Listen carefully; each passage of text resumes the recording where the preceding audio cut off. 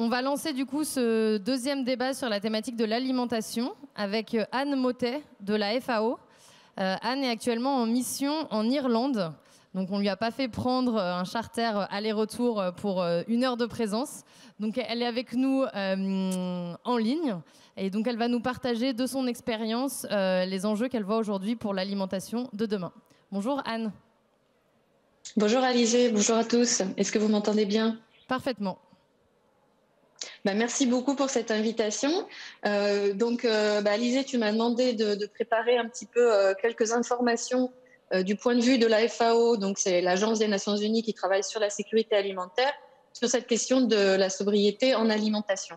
Donc le sujet, on m'a dit, c'était sobriété alimentation, souvenir ou avenir.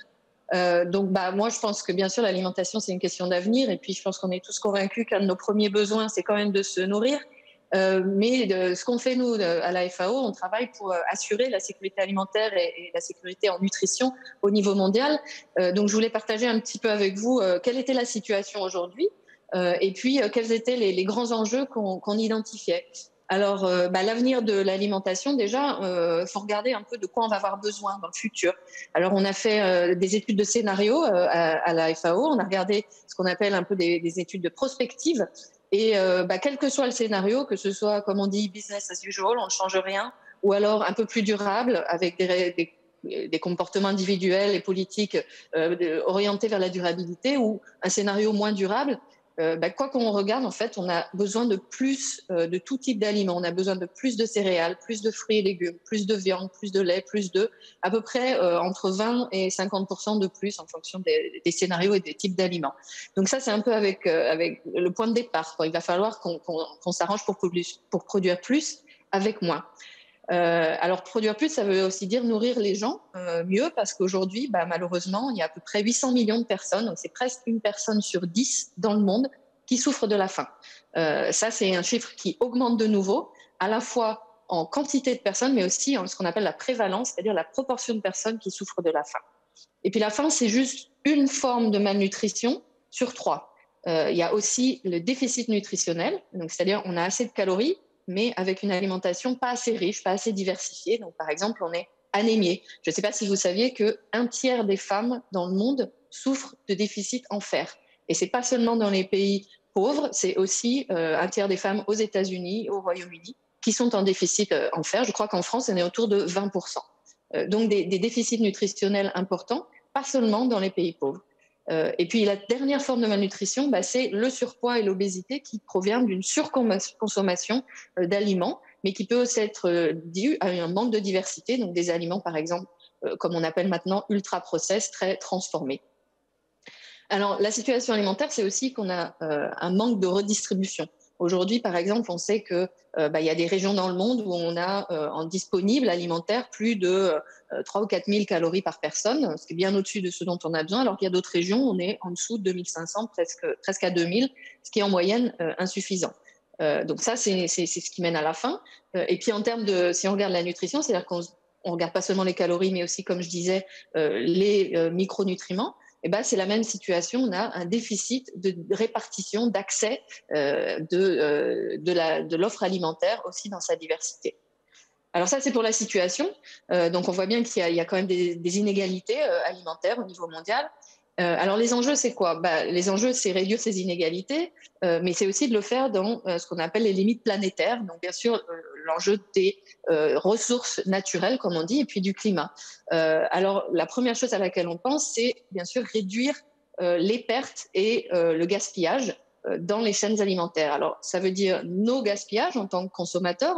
On doit faire attention à ne pas gaspiller, qu'on soit à la maison, au restaurant, à la cantine, prendre des portions qui sont adaptées, mais ça veut aussi dire réduire les pertes dans les chaînes de production, c'est-à-dire au niveau de la production, mieux tenir compte des maladies des plantes, des animaux, pour éviter de produire sans avoir l'aliment à la fin dans l'assiette, parce qu'on devra l'enlever de la chaîne alimentaire parce qu'il ne sera pas adapté, il ne sera pas de bonne qualité. Donc il y a des pertes aussi dans les chaînes alimentaires qu'il faut réduire. Dans la distribution, bien sûr, les durées de consommation des produits, ne pas jeter les produits juste parce qu'ils ont dépassé la date de consommation, ce genre d'efforts. Alors sur la question des ressources naturelles, je vais finir sur une perspective un petit peu en prenant l'exemple du climat. Alors bien sûr, on sait que l'agriculture, ça utilise des terres, ça utilise de l'eau, mais on n'a pas le temps de tout couvrir. Donc prenons l'exemple du climat. Si on se dit, disons que voilà, en tant qu'humanité, on a un budget en CO2 limité, il va falloir qu'on le dépense sur ce qui nous semble une priorité. Moi, j'ai regardé un petit peu les chiffres. Alors si on dit quelle est la production en agriculture par rapport aux autres systèmes, par exemple, de valeur ajoutée. Donc, si on regarde quelle est la quantité de dollars qu'on génère à partir d'une tonne de carbone émise en agriculture ou dans les services et l'industrie, bien sûr, en agriculture, on ne génère pas beaucoup de dollars. Ce n'est pas des chaînes de valeur où il y a beaucoup d'investissements rentables. Donc, il vaut mieux investir son carbone dans l'industrie ou les services si c'est pour générer de la valeur. Alors, par contre, si on regarde les emplois, moi, j'ai fait le calcul avec les données de la Banque mondiale et de la FAO. Dans l'agriculture, si on investit une tonne de carbone, on génère 2 fois plus d'emplois que dans les services et l'industrie au niveau mondial. Alors, ce n'est pas tout à fait vrai pour les pays riches comme par exemple la France. Là, les services et l'industrie, une tonne de CO2 génère plus d'emplois. Mais en moyenne dans le monde, c'est 2 fois plus d'emplois pour une tonne de carbone investie dans l'agriculture. Et puis, bien sûr, si on veut investir son carbone dans la nourriture, dans les calories, les protéines, les nutriments. Là, bien sûr, il faut tout mettre sur l'agriculture et on peut comparer les différentes régions, les différents systèmes de production de façon à avoir un investissement carbone dans notre alimentation, notre nutrition qui soit le plus efficient. Donc, je pense que c'est intéressant de tourner la question comme ça. Si notre budget, c'est du CO2, dans quoi on l'investit ? Et donc, c'est un petit peu la question qu'on pourrait poser à la salle aujourd'hui. Alors, je ne sais pas si tu parlais tout à l'heure de poser des questions et de prendre la température. Donc, moi, je me tourne du coup vers les participants. Est-ce que vous pensez que demain, il faudrait un budget carbone ou un budget en eau, par exemple, individuel pour chacun des citoyens et des citoyennes, de façon à réduire nos consommations, de mieux planifier, mais en laissant le choix aux individus de dépenser ce budget comme ils le souhaitent. Donc, si vous êtes pour, levez-vous. Qui pense qu'il nous faut un budget carbone individuel ?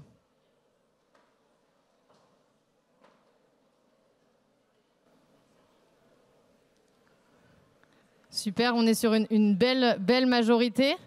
Peut-être restez debout. Restez debout. Puis je vais vous demander de vous asseoir maintenant en fonction de la priorité que vous accorderiez à ce budget si c'était vous. Est-ce que ce serait dans les transports ? Vous asseyez quand c'est pour les transports. OK, quelques personnes pour qui voyager, c'est le plus important. Est-ce que ce serait dans la consommation de biens ?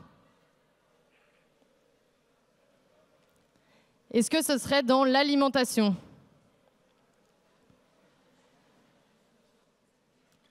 Il reste quelques personnes. Dans quoi ce serait ? Non, dans tout, un peu dans tout. Super. Bon, grosse majorité de gens qui préfèrent continuer de manger plutôt que de bouger ou d'acheter. Merci beaucoup. C'est très bien. Je suis vraiment contente de voir ce résultat. C'est quand même une belle priorité. Puis ça veut peut-être dire aussi qu'on est en France. En France, la nourriture, c'est quand même important.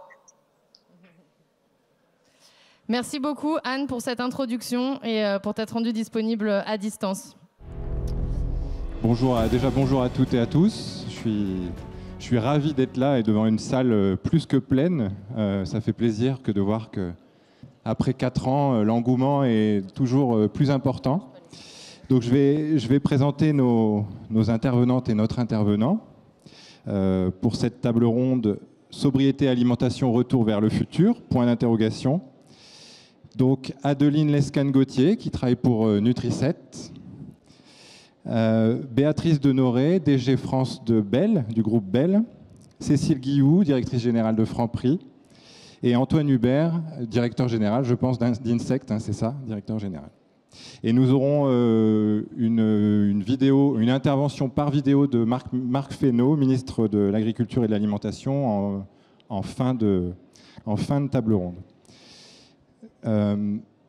Avant de poser la première question, c'est vrai que la sobriété est assez peu abordée dans l'alimentation.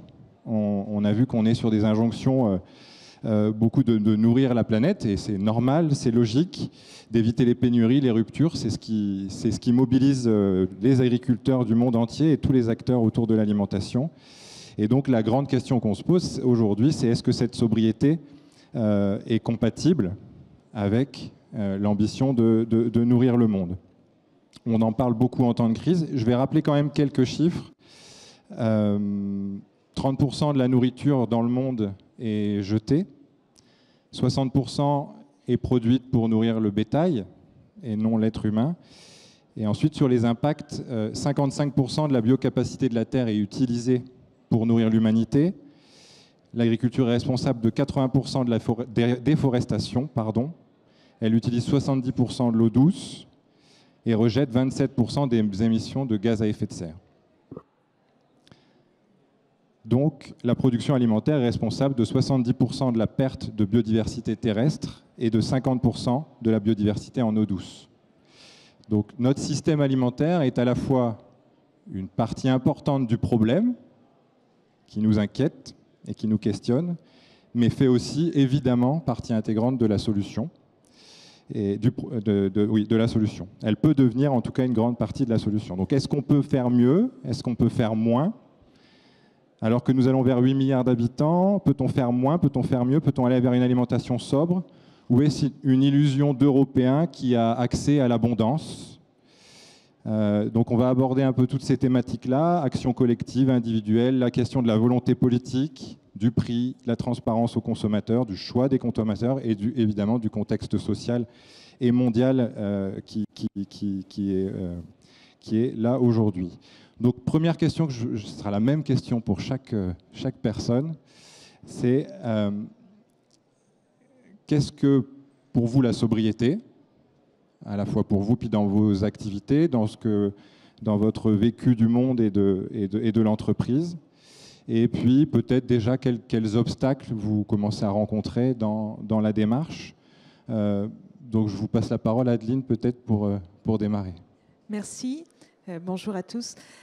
Pour nous, la sobriété, c'est lié vraiment avec l'utilité et s'assurer que tout ce qui va sortir de notre chair, c'est ce qui va être fabriqué et vendu, aura toujours un impact et une valeur ajoutée nutritionnelle par rapport à l'existant. On travaille vraiment sur les problématiques dont on a parlé en introduction, la malnutrition sévère. Ce qui n'a pas été dit, c'est qu'en 2021, c'est plus 20% de personnes qui n'avaient pas accès à une alimentation correcte sur les 800 millions de personnes dont on parlait. Et on imagine en 2023, plus 40%. Donc c'est vraiment un sujet, un des seuls objectifs du développement durable qui est encore plus mauvais qu'en 2015 quand ils ont été écrits. Donc pour nous, la sobriété, c'est de s'assurer que tout ce qu'on va faire consommer à une personne, donc entrer dans la bouche d'un enfant, va avoir une valeur ajoutée. Et si on n'est pas capable de la démontrer, on ne sort pas un produit. Antoine, peut-être pour Insect. Sur la sobriété, finalement, moi je suis scientifique et j'ai appris que tout est physique et système physique. Il y a des flux entrants, des flux sortants et un rendement au milieu de transformation de ces flux. On est une chaîne de valeur et finalement l'amélioration aussi d'un rendement d'une productivité peut aider l'acteur derrière à avoir une sobriété plus forte sur l'utilisation de ces ressources. Donc finalement il y a plein d'axes pour essayer de faire jouer sur sa sobriété, que ce soit la réglementation, comment travailler là-dessus. On voit que sur les voitures, on interdit les voitures thermiques en 2035. Ce sera quoi la grande loi sur l'alimentation qui permettra d'avoir vraiment une sobriété? Est-ce que c'est interdire certains produits transformés animaux par exemple? Avoir d'autres alternatives moins impactantes. La fiscalité, on parlait de bilan individuel, bilan carbone, budget carbone individuel. Est-ce que c'est d'autres systèmes de fiscalité avec des taxes exponentielles sur la TVA selon ses achats? C'est évidemment l'enseignement, la formation, l'éducation, l'investissement dans les infrastructures existantes, que ce soit la mobilité urbaine en vélo, que ce soit les transports en commun, etc. Et puis l'innovation aussi, pour développer des nouvelles infrastructures qui n'existent pas encore, mais qui vont répondre justement à tous ces enjeux dont on vient de parler sur le climat ou la biodiversité ou l'eau. Et c'est là-dedans que nous, on se situe avec Insect, avec une solution qui essaie d'être transverse, essaie d'être le plus économe en ressources possible, que ce soit en termes de consommation d'eau, où on a 40 fois moins de consommation d'eau qu'un porc par exemple, d'émissions de gaz à effet de serre, où c'est à peu près 40 fois moins qu'une émission d'un bœuf. Mais c'est aussi protéger la biodiversité par des systèmes de ferme verticales qui utilisent très peu d'espace et également réduire la consommation de produits marins, qui est aussi un gros enjeu sur la biodiversité marine. Donc voilà, c'est une contribution qui permet après une plus grande productivité, qui permet d'améliorer derrière le plus de sobriété pour ceux qui utiliseront nos produits dans la chaîne de valeur. Donc c'est un exemple et c'est important de souligner effectivement que c'est donc transverse. L'innovation technologique n'est pas la seule réponse. Comme je disais, il y a bien d'autres leviers comme la réglementation, la fiscalité qui devront nous amener à une société plus sobre. Béatrice, même question. Alors, la sobriété alimentaire, puisque c'est un peu le débat, c'est un peu effectivement la capacité à nourrir le monde de façon durable en créant le moins de dettes possible ou pas de dettes par rapport à la nature, à l'environnement, à la planète. En tant qu'industriel, on a un peu une double responsabilité, voire une triple responsabilité. La première, c'est par rapport, notamment sur nos produits laitiers, à favoriser un amont laitier durable. Et aujourd'hui, on s'y emploie à travers notre partenariat avec notre association de producteurs pour donner de la visibilité qui permet des investissements, qui permet d'avoir des fermes au pâturage, puisque le pâturage, ça permet effectivement une meilleure production de lait, mais aussi la séquestration du carbone. Donc c'est travailler sur un amont laitier durable. Et on sait qu'il y a des enjeux aujourd'hui à maintenir un amont laitier qui permette de nourrir ne serait-ce que la France et puis évidemment demain le monde. Et puis, c'est aussi une responsabilité par rapport aux consommateurs, parce que quand on parle de sobriété, notamment dans un univers français, c'est souvent lié encore, je pense que ça va évoluer très rapidement avec le contexte actuel, mais avec privation, avec limitation, avec perte d'intérêt notamment un écosystème français qui est beaucoup sur la cuisine, le goût, sur le plaisir de l'alimentation. Et donc, c'est comment l'enjeu, c'est amener les consommateurs, à diversifier leur alimentation. On sait qu'aujourd'hui, on ne pourra pas nourrir la planète avec autant de protéines animales sur la même modalité qu'aujourd'hui. Donc, c'est diversifier l'apport de protéines avec des protéines animales et des protéines végétales. Et puis, c'est aussi amener à limiter le gaspillage. Et on a parlé effectivement des 30 voire 40% de gaspillage alimentaire. Nous, on croit beaucoup aux vertus, par exemple, de la portion pour donner la juste dose d'alimentation et pour limiter aussi le gaspillage alimentaire. Et on est en partenariat depuis des années avec Too Good To Go sur le sujet. Et puis, c'est aussi donner le plaisir de cuisiner autrement pour apprendre à travers des compléments, manger moins de viande rouge, par exemple, mais avoir des protéines laitières dans des recettes. On le fait notamment avec Vache qui rit sur des aspects culinaires pour apprendre à diversifier l'apport des protéines et du coup avoir une alimentation qui est plus durable. Parce que ce qui est sûr, c'est que, on en parlait, les besoins alimentaires ne sont pas les mêmes partout dans le monde. Les problèmes d'obésité ne sont pas les mêmes partout dans le monde et on doit donner dans des pays où il y a plus d'abondance, un peu aussi l'exemple d'une sobriété alimentaire pour permettre de continuer à nourrir le monde à 10 milliards d'humains. Et donc pour la distribution, regarde la distribution, Cécile. Bonjour. Alors j'ai un petit peu le rôle de la marchande, du mauvais rôle de la table ronde. Néanmoins, j'ai le rôle du pragmatisme parce que finalement, au-delà de tout ce qu'on peut se dire et de toutes les bonnes intentions qu'on peut avoir, la vérité sur l'alimentation des gens, elle se regarde sur les tapis de caisse tous les jours. Et elle est dans les magasins. Et donc, on peut avoir les meilleures incantations. Et je te citais en préparant cette interview que tout le monde dit qu'il regarde France 5. Et en fait, tout le monde regarde Koh-Lanta. Ouais, je suis désolée, mais c'est comme ça. Et vous seriez peut-être un peu surpris ou déçus de connaître les top ventes des produits dans n'importe quelle chaîne d'alimentation, que ce soit chez moi ou chez les autres. Et c'est comme ça. C'est un principe de réalité. Et pourtant, les gens, moi je crois beaucoup à la bonté des gens. Je crois que les gens sont bien, ils n'ont pas envie de faire mal, mais c'est comme ça. Donc j'apporte un peu cette vision pragmatique de la réalité du tapis de caisse. Alors une fois qu'on a dit ça, le vendeur ou le marchand, il ne vend que ce qui s'achète. C'est comme ça. Néanmoins, on a un rôle très très important. On peut faire beaucoup de choses. D'abord en tant qu'acteur économique, sur le transport. Par exemple, chez Franprix, on a de la chance d'avoir beaucoup de magasins à Paris, on livre par la Seine. Voilà, on peut faire des choses sur le transport. On peut faire des choses sur la façon dont on conçoit les magasins. C'est-à-dire qu'ils soient conçus de façon plus durable, plus écologique. sur tout ce qui change donc le cadre sans se voir. Parce que moi, je crois beaucoup à la sobriété plaisir.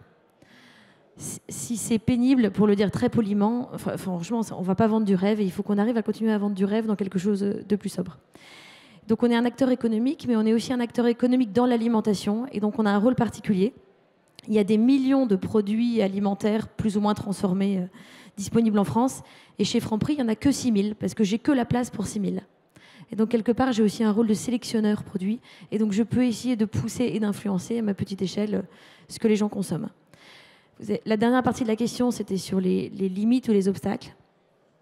De façon très pragmatique, les limites ou les obstacles, ils sont avant tout socio-économiques, à l'échelle de chaque individu.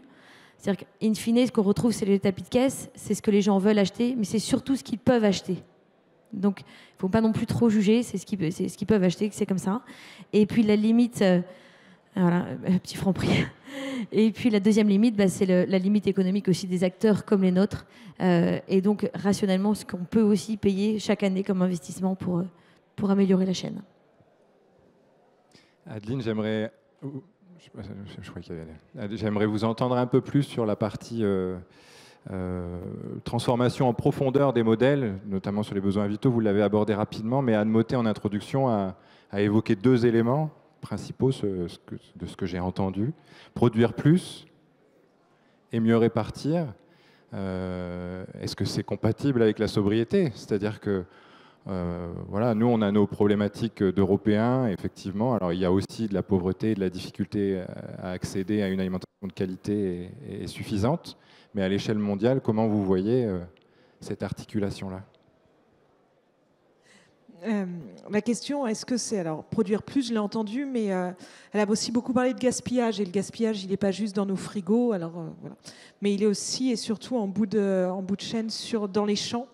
Notamment dans les pays où nous on intervient, en Afrique subsaharienne par exemple, on a une grosse problématique dans les champs, on perd 20% des récoltes parce qu'elles ne sont pas transformées. Et je pense qu'un des changements, on a peu de représentants du monde agricole alors que c'est quand même la base. C'est dans les modes d'agriculture et les modes de transformation. Et je trouve que trop souvent, on essaye d'augmenter les rendements à l'hectare au lieu de se demander comment est-ce qu'on va utiliser les hectares et utiliser et transformer ce qui va être produit. Et on a, je trouve, pas assez de réflexion sur la transformation en bout de champ. Comment est-ce qu'on crée de la valeur au bon endroit et la créer dans les milieux ruraux, que ce soit en France, on le voit bien, avec une ruralité qui est un peu abandonnée. Quand on parle des transports, c'est super le vélo. Nous, on est en campagne, à 20 km de Rouen, il pleut tous les jours, ça monte, ça descend, c'est impossible. C'est pas possible. Donc, comment est-ce qu'on réutilise la campagne, la ruralité et on remet de la valeur dans les champs pour changer le modèle?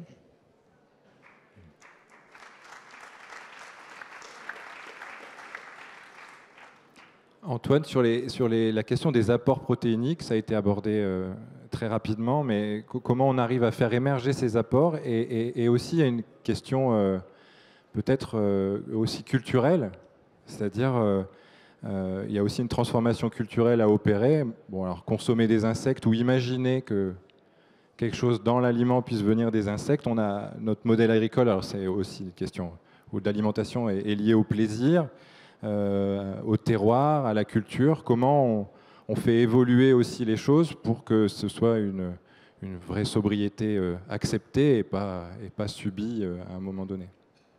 Je pense que vous disiez tout à l'heure, ce qui est essentiel, c'est la diversité qui va du champ à notre assiette.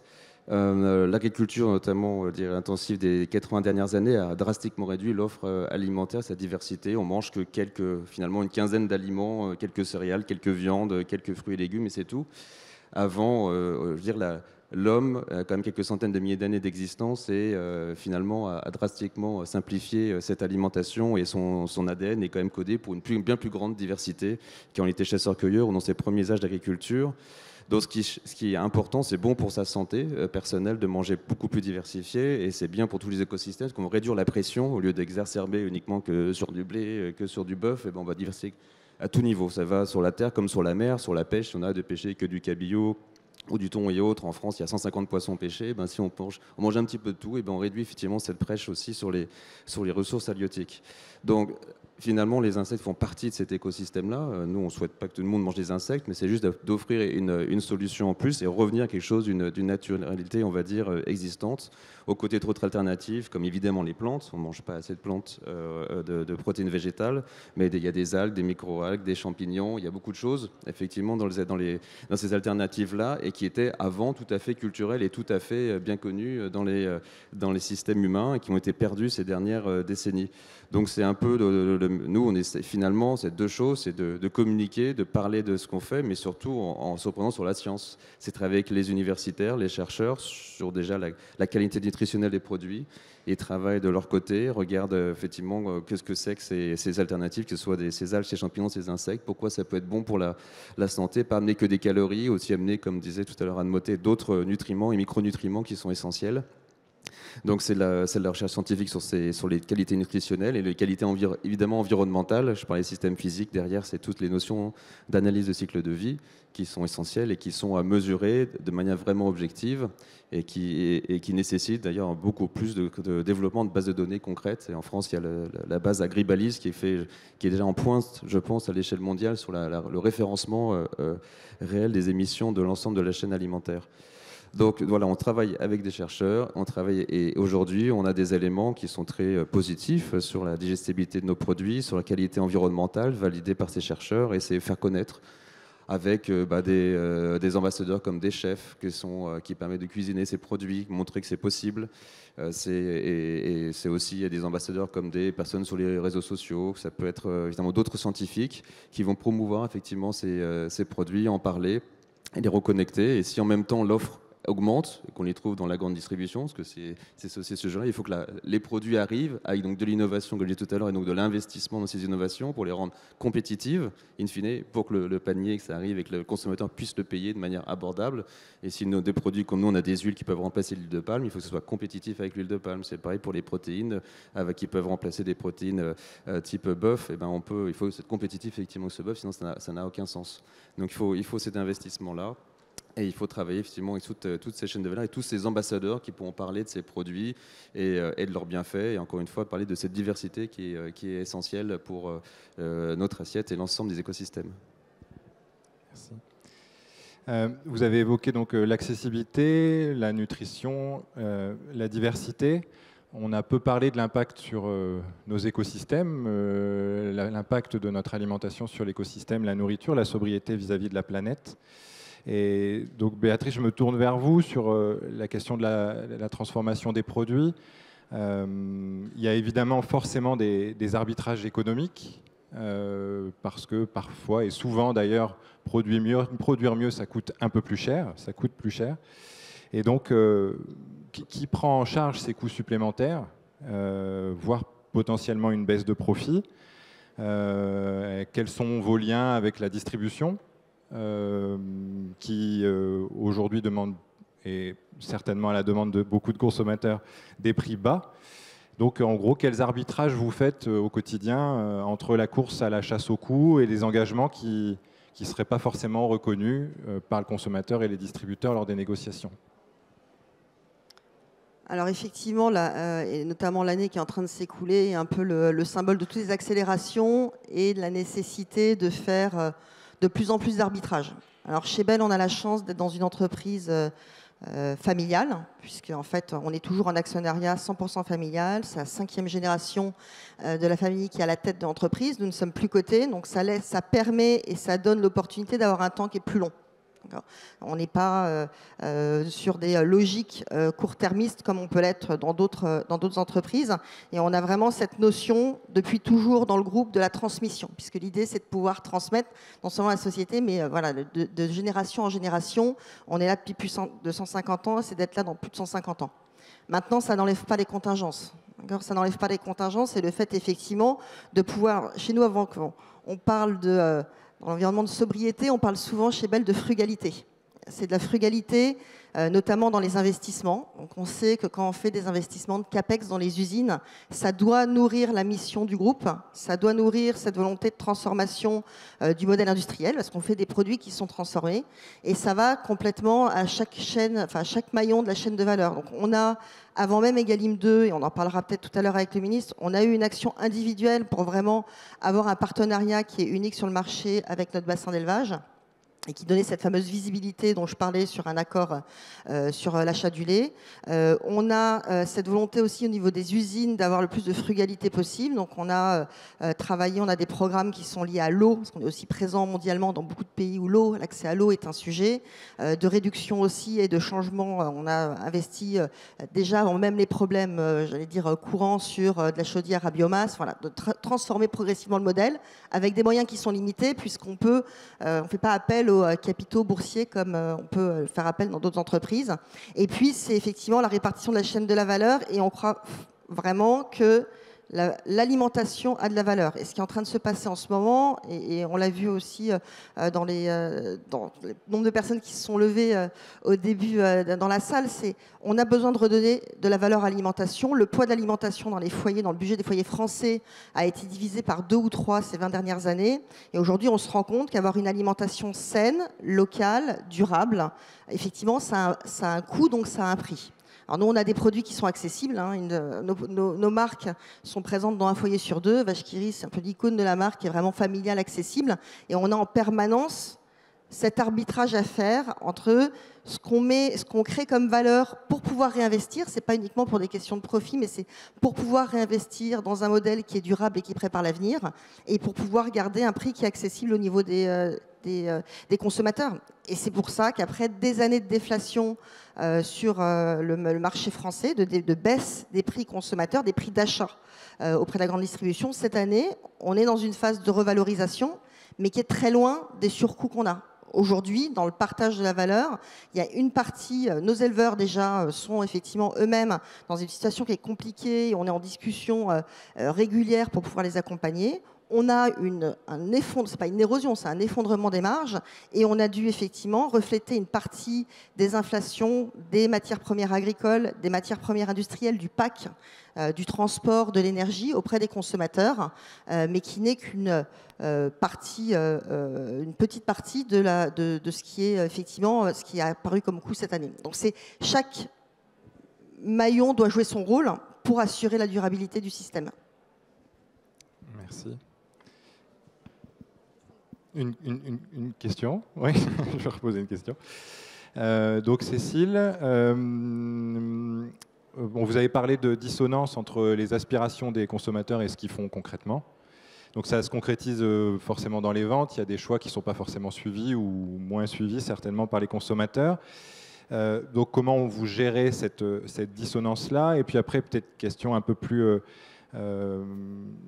comment sortir du faire-valoir, c'est-à-dire de la logique RSE, marketing, qui déconnecte souvent ou qui met en lumière très fortement certaines actions, et cette question se pose à toutes les entreprises, hein, certaines actions dans des beaux rapports, mais pas forcément dans le changement profond de l'entreprise. Et donc comment on entre concrètement dans le faire, dans ces changements vers la sobriété?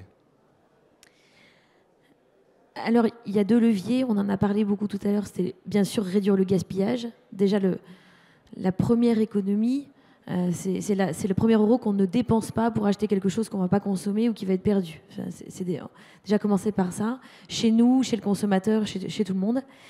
Et ensuite, sur la façon de changer le régime alimentaire, parce que la question, c'est comment on change les produits sur ces tapis de caisse, c'est-à-dire comment on change concrètement ce que les gens font, au-delà de toutes les grandes incantations et tous les beaux objectifs. Pour ça, il y a 2 leviers. Il y a changer ce que le consommateur veut acheter et après, pouvoir influencer ce qu'il peut acheter. Alors, sur ce qu'il veut acheter, déjà, il y a beaucoup d'éducation à faire. Moi, plus que la sensibilisation, je crois à l'éducation sur l'alimentation.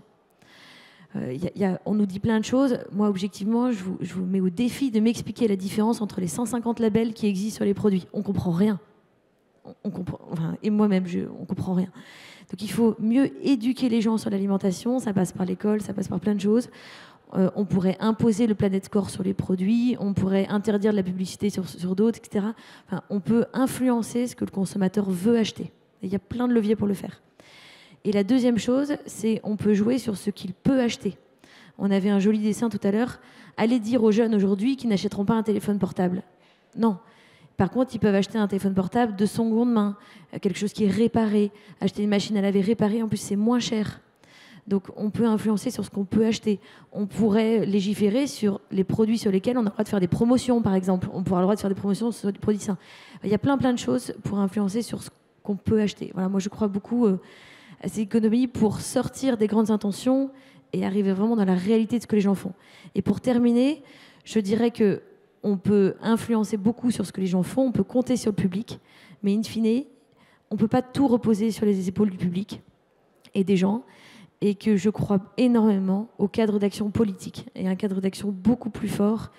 Voilà, c'est ma conviction très personnelle, mais je pense qu'il faut que l'action politique aille plus vite, plus fort, et que de façon collective, nous fasse changer collectivement.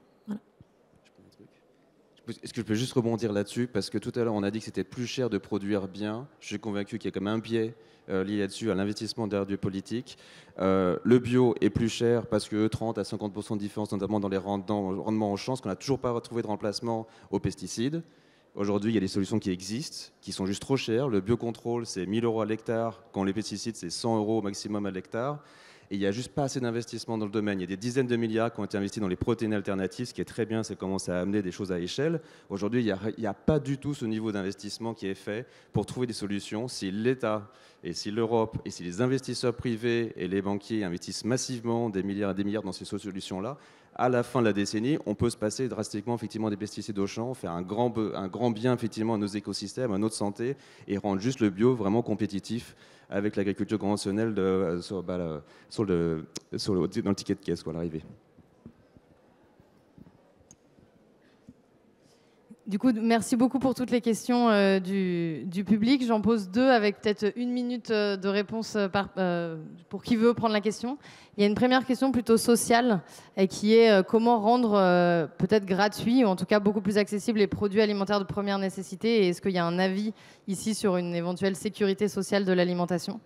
Et la deuxième question qui est les distributeurs ou les marques ont assez peu de marge de manœuvre peut-être sur la partie agricole, mais quel rôle elle pourrait prendre sur une meilleure répartition des terres et une lutte contre la souffrance paysanne?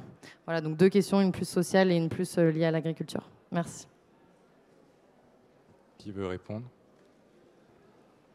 Peut-être sur la deuxième partie, je pense qu'effectivement, on a une responsabilité sur ce qu'on appelle maintenir un amont agricole durable.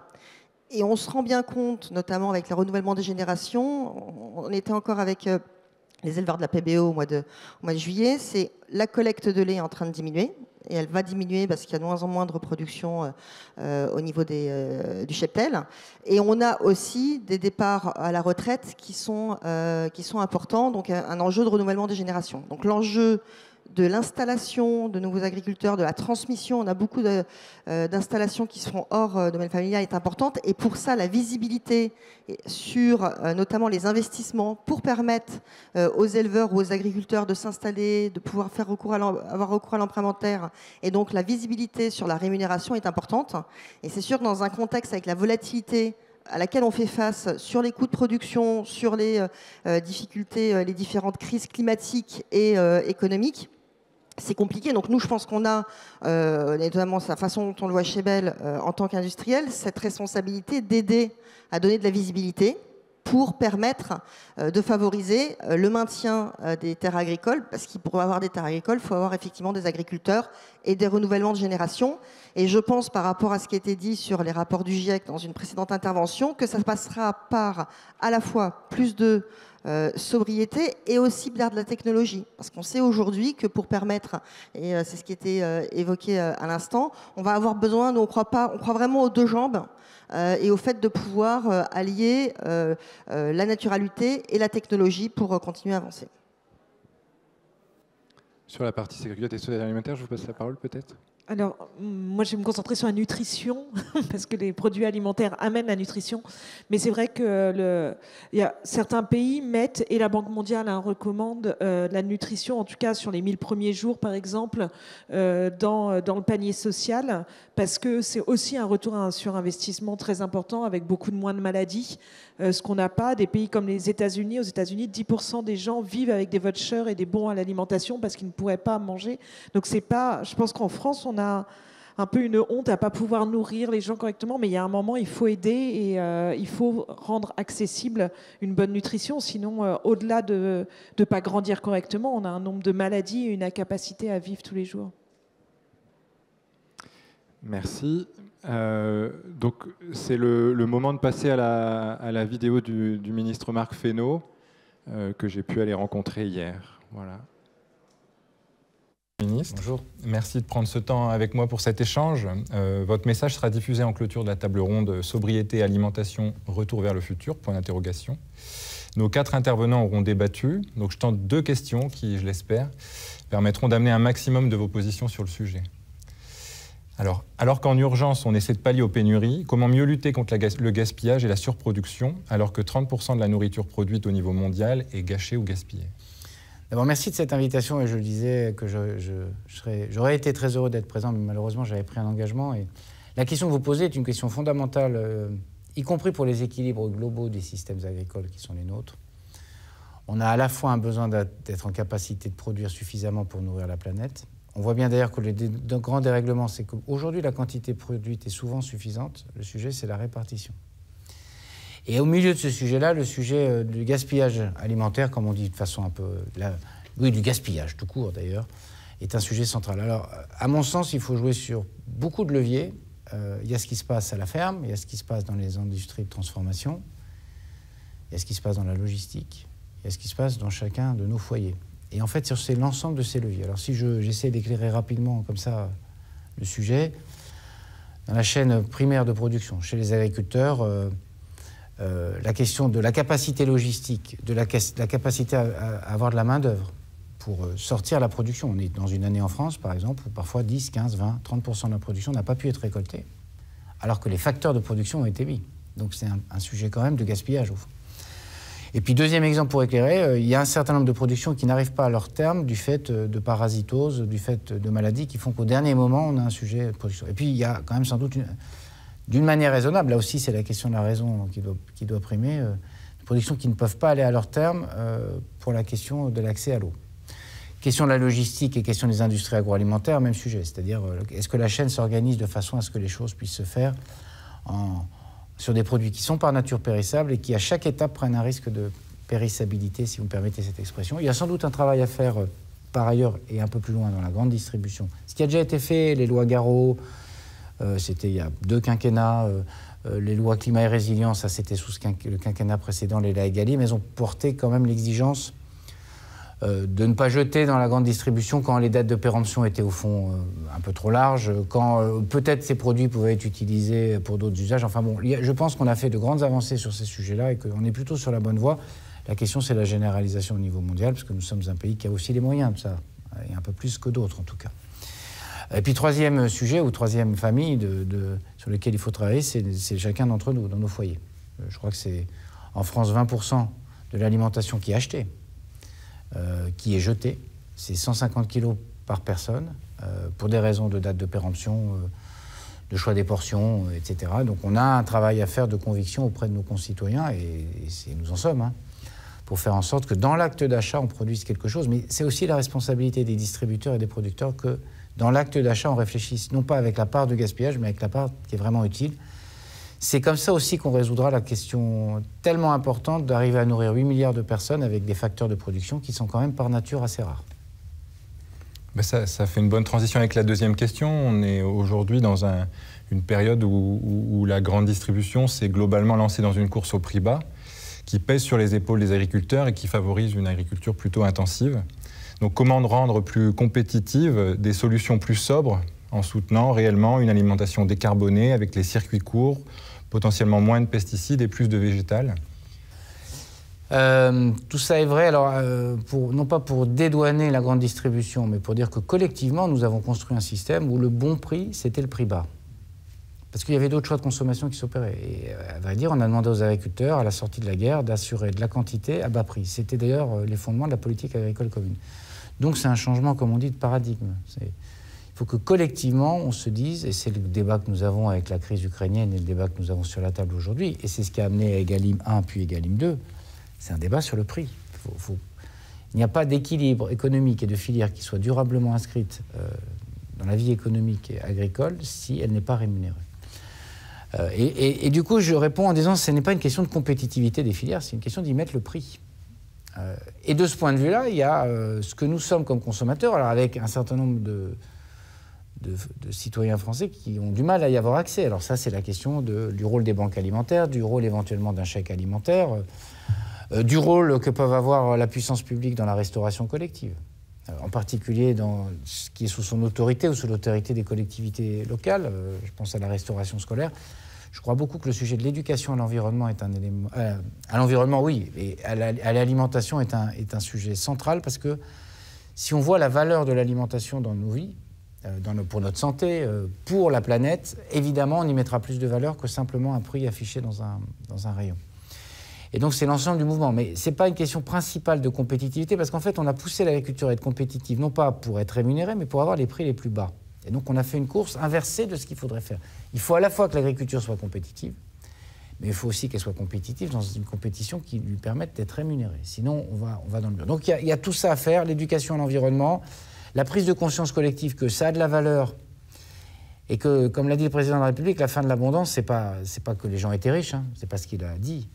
La fin de l'abondance, c'est le sentiment qu'on avait facilement accès à des denrées alimentaires parce que nous étions des pays où la sécheresse était moins grande que maintenant, le dérèglement climatique, les marchés mondiaux étaient moins désorganisateurs qu'aujourd'hui. Et c'est avec ça qu'on verra la valeur. Ce qui nous fait poser la question de la valeur, c'est les circonstances que nous traversons. Et donc c'est sur tous ces leviers-là qu'il faut qu'on travaille. Merci. Merci.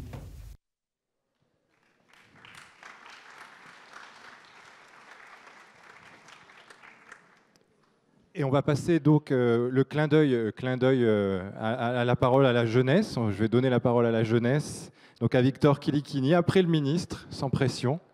21 ans, activiste pour le climat et le vivant, cofondateur de All for Trees, membre du collectif Ta Voix Compte, et qui a permis de porter la voix des jeunes auprès des candidats à l'élection présidentielle. Donc pour une synthèse, une question, voilà, je vous passe la parole. Je vais commencer par réagir vite fait à ce qui vient d'être dit. C'est vrai que souvent dans les discours sur l'agriculture, on n'a pas de plan de transition agricole année par année, étape par étape, avec des deadlines précises pour arriver à un système réellement durable.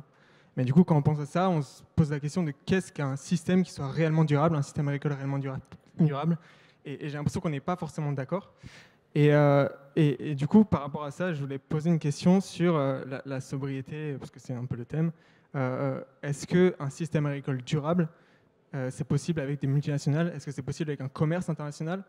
J'ai l'impression que c'est un peu un oxymore d'avoir un commerce international qui soit sobre. Est-ce que la sobriété, ce ne serait pas de repasser à un système local? C'est la première question. Et juste la deuxième question qui va avec ça, c'était plus par rapport au fait que chaque jour, en France, on met à mort 3,2 millions d'animaux pour notre consommation. Est-ce que ça, c'est vraiment de la sobriété? Et est-ce qu'il ne faudrait pas prôner d'autres régimes? Et jusqu'à où vous êtes prêt à pousser cette sobriété? Est-ce que vous êtes prêt à la pousser à vraiment arrêter le commerce international pour se relancer vraiment sur quelque chose de local? Est-ce que vous êtes prêt vraiment à pousser cette sobriété jusqu'à des systèmes alimentaires ou à une consommation, prôner une consommation alimentaire qui soit par exemple végétarienne, voire végane?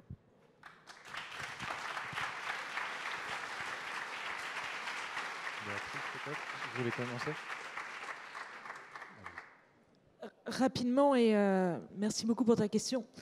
Quand tu parles de commerce international, tu parles, j'imagine, de transport. Le transport, souvent, en termes de CO2, c'est rien du tout par rapport à une mauvaise agriculture. Faire un avocat ici ou faire un avocat au Pérou, il vaut mieux transporter 10 fois l'avocat en bateau plutôt que de le produire en Espagne avec l'eau que ça consomme. Je pense que la complexité de l'environnement demande une grande honnêteté intellectuelle et de ne pas simplifier les choses. Après, en termes de commerce international, c'est là où c'est produit. En fait, ce qui est important, c'est de rapprocher, mais il y a des endroits, moi je travaille dans des endroits au Niger, ils ne peuvent pas produire. On ne va pas sacrifier. Est-ce qu'on sacrifie des personnes parce que sinon il faudrait faire venir des protéines? L'Afrique ne consomme pas, le rapport du GIEC le dit, ne consomme pas assez de protéines animales. On ne peut pas regarder dans une globalité ce qu'on est capable de faire à Paris ou même dans nos campagnes, avoir, oui, notre permaculteur à côté. Je suis super contente d'avoir des paniers comme ça pour mes enfants, mais l'enjeu, il est mondial et je crois que la complexité, elle est beaucoup plus importante que ça. Je parlais de la transition agricole de la France, hein, bien sûr, mais oui. Et pour compléter, je suis tout à fait d'accord avec ce qui a été dit. Et effectivement, nous, par exemple, on est une entreprise internationale. Et partout là où on peut le faire, quasiment partout, en tout cas le plus possible, on produit localement. Donc effectivement, on produit, moi, 99,5% de ce que je vends en France est produit en France. D'accord ? Et quand ce n'est pas produit en France, c'est produit en Belgique, de l'autre côté de la frontière. On a des usines en Amérique du Nord où on produit localement, on vend localement, on achète du lait localement, on a des bassins laitiers partout dans le monde. Après, la réalité, c'est que dans des pays notamment, et on a des usines aussi en Afrique du Nord, d'accord, où on produit. Maintenant, on sait aussi que l'apport de protéines animales et l'enrichissement des produits sur des bases locales est parfois difficile et qu'on ne peut pas produire localement. Et là, effectivement, la question, c'est comment amener la bonne alimentation aux bonnes personnes. Mais le local est effectivement au cœur du système pour effectivement décarboner la transportation et puis faire vivre aussi les écosystèmes locaux. C'est important, effectivement, de travailler le plus possible avec les populations locales. Et après, sur l'équilibre, effectivement, entre alimentation végétale et animale, en dehors des, j'allais dire, convictions personnelles, nous, on croit beaucoup à l'équilibre, pas aux solutions forcément radicales, mais dire qu'on doit pouvoir être sur deux jambes avec des types d'alimentation qui sont diversifiés et qui permettent de respecter l'environnement. Moi, j'avais entendu aussi dans la question, est-ce que vous êtes prêt à évoluer? Ce que j'entends, c'est qu'il ne faut pas trop changer.